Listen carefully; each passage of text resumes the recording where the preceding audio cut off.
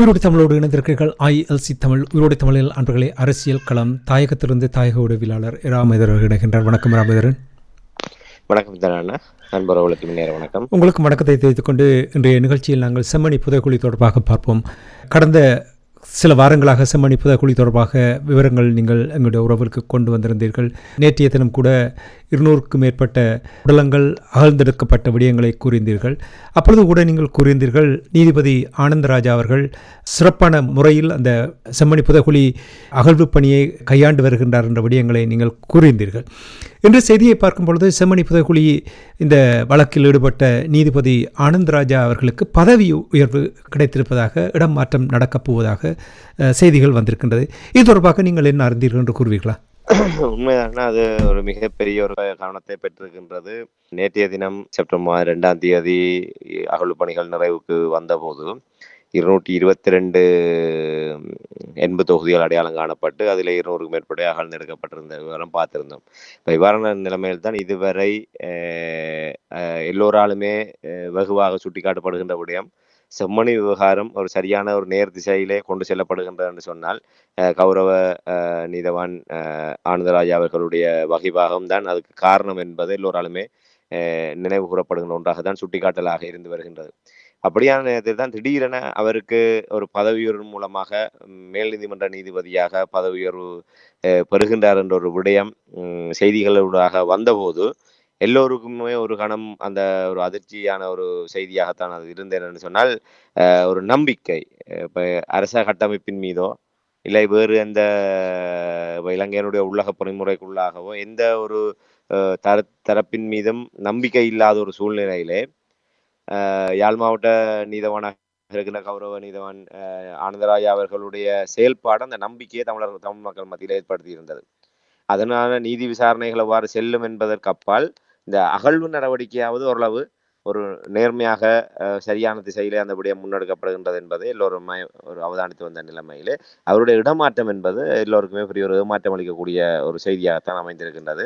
அவர் இன்றைய தினத்திலிருந்து, நான் நினைக்கிறேன் அவர் நேற்றைய தினத்திலிருந்து அவர் இந்த செம்மணி விவகாரத்திலிருந்து விடுவிக்கப்படக்கூடிய ஒரு நிலைமை தான் ஏற்பட்டிருக்கின்றனால், யாழ் மாவட்ட நீதவான் என்கின்ற நிலையிலிருந்து மேல் நீதிமன்ற நீதவானாக அவர் பதவி உயர்வு பெற்றதை அடுத்து அந்த இடத்துக்கு புதிய ஒருவர் வருவதற்கான ஒரு நிலை காணப்படுகின்றது. நீதிபதி ஆனந்தராஜா அவர்களுடைய பதவி வழங்குகின்ற இந்த விடயத்தை கேட்கும் பொழுது என்ன அடிப்படையில் அவர் ஏற்கனவே அவர் ஒரு மூத்த ஒரு நீதிபதியாகவும் அவரிடம் நிறைய தகுதிகள் இருக்கின்ற விடயங்களை ஏற்கனவே சுட்டி காட்டியிருக்கிறார்கள். என்ன அடிப்படையில் இந்த விடயம், இந்த பதவி உயர்வு நடந்திருக்கிறது?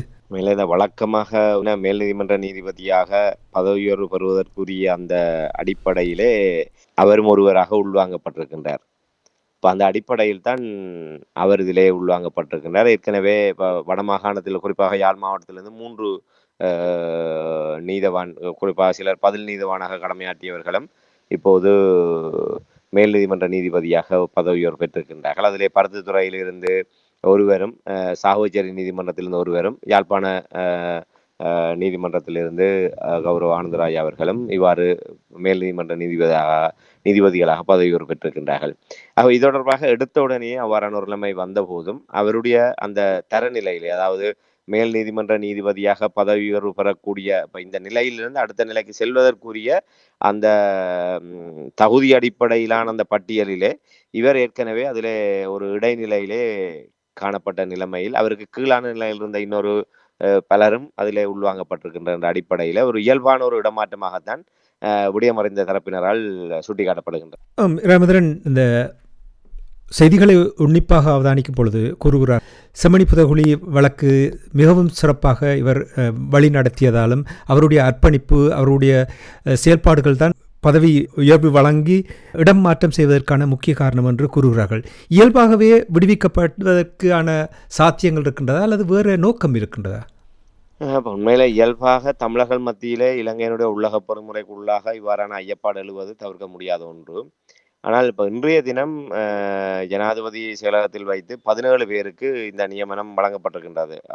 கௌரவ நீதவான் ஆனந்தராஜா உள்ளிட்ட மற்றும் நான் நினைக்கிறேன் ஜூட்சன், கௌரவ நீதிபதி ஜூட்சன் மற்றும் பருத்தித்துறையிலே இருக்கின்ற இன்னொரு 3 உள்ளிட்ட 3 தமிழ் நீதிபதிகள் உள்ளிட்ட 17 பேருக்கு இவ்வாறு மேல் நீதிமன்ற நீதிபதியாக பதவி உயர்வு அந்த பதவி பிரமாணம் வழங்கி வைக்கின்ற நிகழ்வு ஜனாதிபதி தலைமையிலே இன்றைய தினம் மாலை இடம்பெற்றிருக்கின்றது. அதிலே நான் நினைக்கின்றேன் அந்த 17 பேரிலே 9வது 10வது இடத்தில் நீதவான் ஆனந்தராய் அவர்களுடைய பெயர் அந்த தரப்படுத்தப்பட்டிருந்ததை பார்க்கக்கூடியதாக இருந்தது. ஆகவே இந்த விடயங்களை பார்க்கின்ற போது ஒரு இயல்பாகவே இடம்பெற்ற ஒன்றாகத்தான் பார்க்க முடிகின்றது. என்றால் இப்ப நீதித்துறையில காணப்படுகின்ற அந்த வெற்றிடங்களை நிறைவேற்றுகின்ற வகையிலே இந்த இவ்வாறான பதவி உயர்வுகள் இடம்பெற்றிருப்பதாகத்தான் நோக்கப்படுகிறது. ஆகவே இதிலே ஒரு திட்டமிட்ட ஒரு நடவடிக்கைகள், ஒரு தலையீடுகள் இருப்பதாக அந்த வருகின்ற செய்திகளின் ஊடாக நாங்கள் அறியக்கூடியதாக இல்லை. பதவி உயர்வு வழங்கினாலும் இந்த காலகட்டத்தில், அதாவது செம்மணி புதக்குழி ஒரு பெரிய ஒரு மனித நீங்கள் அன்று பேசும்பொழுது கூறினீர்கள், இலங்கை வரலாற்றிலே 2வது பெரிய மனித புதக்குழி என்று நீங்கள் கூறினீர்கள். இவ்வாறான ஒரு முக்கியமான ஒரு விசாரணை நடந்து கொண்டிருக்கின்ற, அகழ்வு பணி நடந்து கொண்டிருக்கிற நேரத்தில் பதவி மாற்றுவதை ஏன் தாமதமாக செயல்படுத்த முடியாது? உண்மைதான். என்னென்று சொன்னால், செம்மணி என்பது இப்போ பாரிய ஒரு கேள்விக்குறியாக இருக்கின்றது. என்றால் அவர் கௌரவ நீதிபதி ஆனந்தராஜா அவர்களுடைய வகைவாகத்தான் ஏற்கனவே நாங்கள் கூறியிருந்தோம். அவருடைய தலையீட்டில் தான் ஒரு 2வது அகழ்வாய் தளம் உறுதி செய்யப்பட்டு அதற்கான ஒரு பிரகடனங்கள் கட்டளைகள் வெளியிடப்பட்டு அங்கும் அகழ்வு நடவடிக்கைகள் முன்னெடுக்கப்பட்டு வருகின்றது. இப்போது மேலதிக அந்த ஸ்கேன் ஆய்வுகள் மேற்கொள்ளப்பட்ட அந்த அறிக்கையின் பிரகாரம் அங்கே மேலதிகமான 3ஆம் கட்ட அகழ்வுக்கான விடயங்களும் அவருடைய மேற்பார்வையில் தான் முன்னெடுக்கப்பட்டது. என்னால் இப்போ இனி அடுத்தது 3ஆம் கட்ட அகழ்வு நடவடிக்கைக்கான நிதி ஒதுக்கீடு, அதுக்கான அடுத்த கட்ட நாட்கள் வேலைகள் தொடங்க வேண்டும். இந்த விடயங்கள் எல்லாம் இவர் இருந்தால் சரியான ஒரு திசையிலே மிக ஒரு காலதாமதம் இல்லாமல் இந்த விடயங்கள் முன்னெடுக்கக்கூடியதாக இருக்கும்.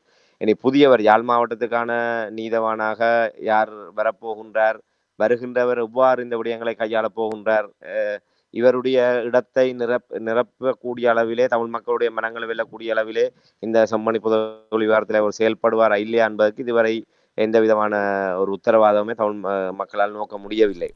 இப்ப இப்படியான நிலைமையிலே அந்த ஐயம் வலுக்கின்றது என்னன்னு சொன்னால், இந்த செம்மணி புதைகுழி அரசாங்கம் தொண்டையில சிக்கிய முள்ளாகத்தான் காணப்படுகின்றது. ஆனால் இவர்கள் வடக்குக்கான விஜயத்தை மேற்கொண்ட ஜனாதிபதி அவர்கள் திரும்ப திரும்ப ஆணித்தரமாக கூறிய செம்மணி விவகாரம் பாரபட்சம் இல்லாத ஒரு வெளிப்படையான விசாரணை இடம்பெறும், அதுக்குரிய நீதி வழங்கப்படும் என்று. ஆனால் இன்று அவர் ஒரு இராணுவத்தோடு ஒத்திசைவான போக்கில்லாத ஒரு நிலைமை காணப்படுகின்றது. இராணுவத்தின் மீது நடவடிக்கை எடுக்கிற பட்சத்தில், அதாவது இராணுவத்தின் மீது அநியாயமாக தலையீடு இல்லாமல் நியாயபூர்வமான தலையீட்டின் அடிப்படையிலே அவ்வாறான ஒரு நடவடிக்கைகள் எடுக்கின்ற பட்சத்தில் கூட அது தெற்கிலங்கையிலே ஆட்சி கவிழ்ப்புக்கான ஒரு பிரதான ஆயுதமாக அது மாற்றப்படும். ஆகவே அவ்வாறான ஒரு பின்புலத்திலே இராணுவத்தின் மீது நடவடிக்கை எடுப்பது என்பது அன்றோமர் திசாநாயக்க அரசாங்கத்தினால் எவ்வளவு தூரம் இயலுமையோடு அவர் இருக்கின்றார் என்பது கேள்விக்குறியான ஒன்று. தையிட்டி விவகாரத்திலே இராணுவத்தை புறந்தள்ளி ஒரு ஜனாதிபதியாக தன்னுடைய முடிவை அங்கே நடைமுறைப்படுத்த முடியாத ஒரு பலகீனமான ஒரு நிலையை நாங்கள் தொடர்ச்சியாக சுட்டிக்காட்டி வருகின்றோம். அமைக்கப்பட்ட தையிட்டி விகாரையிலே மேலதிகமாக சட்டவிரோதமான கட்டுமானங்கள் இராணுவத்தினுடைய மேற்பார்வையில் இராணுவத்தினாலே மேற்கொள்ளப்பட்டு வருகின்றது. அந்த முப்படை பிரதானியாக அந்த முப்படைகளை கட்டுப்பாட்டிலே வைத்திருக்கின்ற ஜனாதிபதியினால் அதை தடுத்து நிறுத்த முடியவில்லை என்று சொன்னால், செம்மணி விவகாரத்தோடு தொடர்புபட்ட இராணுவத்தை வார நீதியின் முன்னாலே கொண்டு வந்து நிறுத்தப் போகின்றார். ஆகவே அன்றோமர் திசாநாயக்க அரசாங்கத்துக்கு தொண்டையிலே சுக்கிய முள்ளாக அது இருக்கின்றது. இந்த செம்மணி விவகாரம் அகழ்வு நடவடிக்கை ஒரு பக்கம் நடைபெற்றுக் கொண்டிருக்கின்ற போது தமிழ் தரப்பில் இந்த கோரிக்கைகள் வலுவடைந்து வருகின்றது. இது ஒரு சர்வதேச பொறிமுறைக்குள்ளாக்கப்பட்டு இதுக்கான நீதி விசாரணை முன்னெடுக்கப்பட வேண்டும் என்று.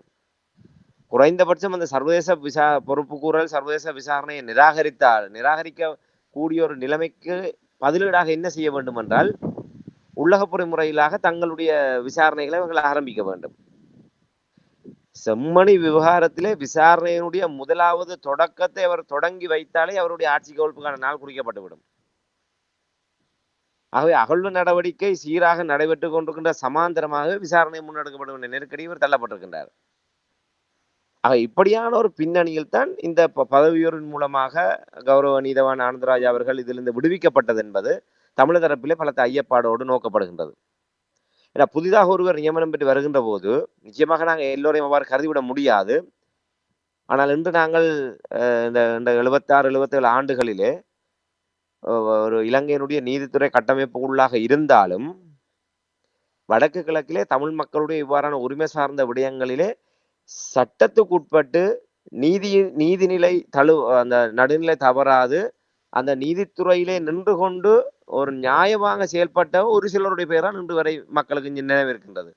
குறிப்பாக கௌரவ நீதிபதி இளஞ்செழியன், அதே போன்று இப்போது ஆனந்தராஜா மற்றும் மற்றது முல்லைத்தீவிலே இருந்து நாட்டை விட்டு தப்பியோடி அரசியல் தஞ்சம் கோரி இருக்கின்ற நீதவான், அப்படி ஒரு குறிக்கப்பட்டவர்களுடைய பெயர்கள்லாம் இன்றளவும் தமிழ் மக்களால் நினைவு கொள்ளப்படுகின்றது என்று சொன்னால், அப்ப ஏனையவர்கள் எல்லாம் எப்படியான நிலையில் இருக்கின்றார்கள் என்பதை அதுக்காக அவர்கள் நாங்கள் குறைத்து மதிப்பிட முடியாது.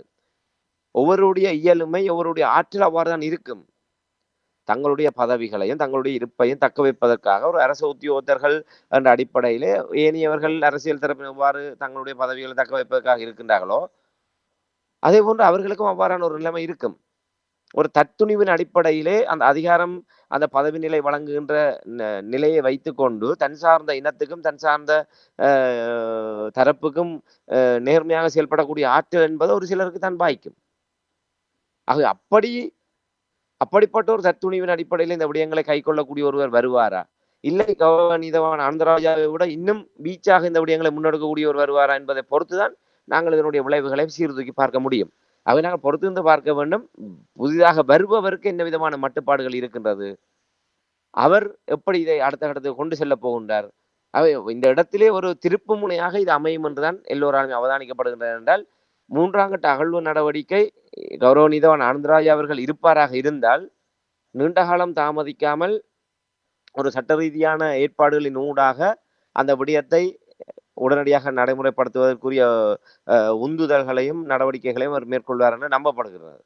அவர் அந்த இடத்திலிருந்து அப்புறப்படுத்துவதன் காரணமாக இனி புதிதாக ஒருவர் வந்து இந்த விடயங்களை முன்னகர்த்துகின்ற போது அவர் எப்படி அதிலே கவனம் செலுத்துவார் என்பது ஒரு கேள்விக்குரிய ஒன்றாக இருக்குன்னா. 3ஆம் கட்ட அகழ்வு பணி ஏற்கனவே இது நான் நினைக்கின்றேன் இன்னும் ஒரு 4-5 நாட்களுக்குள்ளாக இந்த 2ஆம் கட்ட அகழ்வு பணி முழுவதுமாக நிறைவுக்கு வர இருக்கின்றது. அதற்கு பின்னர் 3வது கட்ட அகழ்வு பணி எப்படி நடைபெறும், அதோடு இந்த விடயங்களை ஏற்கனவே நீதிமன்றத்துடைய மேற்பார்வையில இந்த சான்று பொருட்கள் இருக்கின்றது. இங்கே மேற்கொள்ளப்படுகின்ற அந்த அறிக்கைகள் பகுப்பாய்வு செய்யப்பட வேண்டும். அது நீதிமன்றத்துடைய கவனத்துக்கு கொண்டு செல்லப்பட்டு நீதிமன்றத்தினால் தான் அடுத்த கட்டத்துக்கான கட்டளைகளையும் உத்தரவுகளையும் பிறப்பிக்க முடியும். இந்த செம்மணி அகழ்வு தளத்திலே நடைபெறுகின்ற விடயங்களை அவதானித்து நேரடியாக இப்ப அங்கே ஒன்று கௌரவ நீதவான் ஆனந்தராஜா அவர்களுடைய உத்தரவில் தான் அந்த புத்தக பையோடு காணப்பட்ட அந்த சிறுமியினுடைய எலும்புக்கூடு பகுப்பாய்வுக்கு உள்ளாக்கப்பட்டு அறிக்கை சமர்ப்பிக்க பணிக்கப்பட்டது. அதே போன்று ஏனைய விடயங்கள் இப்ப ஏற்கனவே சில நாட்களுக்கு முன்னர் ஒரே தொடர்புபட்டதாக வேறு வயதையுடைய எலும்புக்கூடுகள் அருகாமையில மீட்கப்பட்ட விடயம் கூட அவதானிக்கப்பட்டு அவையும் உடனடியாக ஒரு விசாரணை ஒரு பகுப்பாய்வு விசாரணை மேற்கொள்ளப்பட வேண்டும் என்ற ஒரு விடயம் அங்கே சுட்டிக்காட்டப்பட்டிருந்தது. இப்படியான விடயங்கள் எல்லாம் என்றால் வெறுமனே அகழ்வு நடவடிக்கையை மேற்பார்வை செய்வது என்பதோடு மட்டுமல்லாமல் ஒவ்வொரு நாளும் அந்த விடயங்களை நேரடியாக பார்வையிடுகின்ற போது அங்கே அந்த அந்த நிகழ்வுகளின் அடிப்படையிலே இதை எவ்வாறு அடுத்த கட்டத்துக்கு கொண்டு செல்ல வேண்டும் என்பதற்கான கட்டளைகளையோ உத்தரவுகளை பிறப்பிப்பதற்கும் ஒரு தத்துணிவு வேண்டும். அப்படி அந்த விடயங்களிலே இவர் முழுமையாக அதான் ஒட்டுமொத்தமாகவே இந்த செம்மணியினுடைய இந்த இத்தனை நாட்களுடைய தமிழ் மக்களுடைய நம்பிக்கை என்பது மொத்தமாக கௌரவ நீதவான் ஆனந்தராஜா அவர்கள் மீதுதான் பதிந்திருக்கின்றது. ஆகவே அவர் அங்கிருந்து அகற்றப்பட்டது தன்னியல்பானதா, இயல்பானதா, பதவி நிமித்தமானதா, அரசாங்கம் இந்த வித நோக்கம் கள்ளங்கவடம் இல்லாமல் மேற்கொண்டதா என்பதெல்லாம் ஒரு பக்கம். ஆனால் இப்படியான இப்ப நாங்கள் இதுவரை விலாவரியாக கூறிய அந்த விடயங்களை வைத்து பார்க்கின்ற போது ஒரு விடயம் தொக்கி நிற்கின்றது. ஆகவே இனி புதிதாக வரப்போகின்றவர் அவருக்கு இந்த அரசாங்கம் என்ன விதமான நடவடிக்கைகளை சுயாதீன தன்மையை வழங்கப் போகின்றது, ஒத்துழைப்பை வழங்கப் போகின்றது என்பதை பொறுத்துதான் இதற்கான விடைகளை நாங்கள் காண முடியும். இது செம்மணி புதைகுழி அகழ்வு பணி மற்றும் கண்டுபிடிப்பதற்கான இந்த விடயங்களில் ஒரு பின்னடைவை ஏற்படுத்தி இருக்கின்ற நீங்கள் நம்புகிறீர்களா? நாங்கள் இப்ப தொடர்ச்சியாக அந்த விடயங்களை அவதானிக்கின்ற போதுதான் நாங்கள் இதை மேற்கொண்ட எல்லோருமே இப்ப நாங்கள் மட்டுமல்ல ஒட்டுமொத்த தரப்பினருடைய கவனிப்பும் இப்போது இந்த நீதிபதி இடமாற்றத்தின் ஊடாக செம்மணியிலே குவிமையப்படுத்தப்பட்டிருக்கின்றது. ஆகவே அரசாங்கத்தை பொறுத்தவரையிலே அவர்கள் ஒரு மெல்லவும் முடியாமல் முழுங்கவும் முடியாமல் அந்தரப்பட்டு கொண்டிருக்கின்ற நிலைமையிலே இப்படியான சில ஒரு ஆறுதல் அவர்களுக்கு அவசியமான ஒன்றாகத்தான் கருதப்படுகின்றது. ஆகவே ஒருவேளை இந்த அவகாசத்தை அவர்கள் பயன்படுத்தி தங்களுக்கு ஏற்றவாறு இந்த விடயத்தை இழுத்தடிப்பு செய்வதற்கோ இல்ல இது அடுத்த கட்ட சட்ட நெருக்கடிகள் தங்களை நோக்கி வராதிருப்பதற்குரிய ஏது நிலைகளை உருவாக்குவதற்கு கூட இந்த அவகாசத்தை அவர்கள் பயன்படுத்திக் கொள்ளக்கூடியதாக இருக்கும். ஆக எதுவாக இருந்தாலும் அடுத்து வருகின்ற நாட்கள், இந்த செம்மணி விவகாரம், இந்த 3ஆம் கட்ட அகழ்வு பணியில இந்த அரசாங்கத்தினுடைய நடவடிக்கைகள், புதிதாக பொறுப்பேற்க இருக்கின்ற நீதவானுடைய செயல்பாடுகள், அந்த விடயங்களை வைத்து தான் நாங்கள் இந்த விடயங்களுக்கான ஒரு விடையை நாங்கள் கணிக்கக்கூடியதாக இருக்கு. நன்றி ராமேந்திரன். இன்றைய நிகழ்ச்சியில் இணைந்து இந்த விடயங்களை உயிரோடை தமிழ் உறவுகளோடு பகிர்ந்து கொண்டமைக்காக அன்பர்கள் சார்பாக நன்றி கூறிக்கொண்டு மீண்டும் ஒரு நிகழ்ச்சியில் இணைந்திருப்போம். அதுவரைக்கு நன்றி, வணக்கம். நிச்சயமான நன்றி, வணக்கம். எமது பார்வையாளர்களுக்கு வணக்கம். மக்களின் குரலாய் ஓங்கி ஒலிக்கும் இலக்கு மின்னிதழ் மற்றும் உயிரோடை தமிழ் வானொலி ஆகிய இவ்விரு ஊடகங்களும் உங்களைப் போன்ற எமது நேயர்கள் நண்பர்களின் ஆதரவிலேயே இயங்கி வருகின்றன.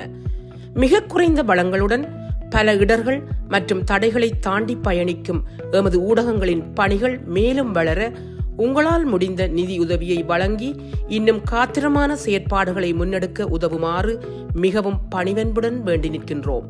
உங்கள் பங்களிப்பு உங்களின் உரிமை குரலாய் ஓங்கி ஒலிக்கும். நன்றி.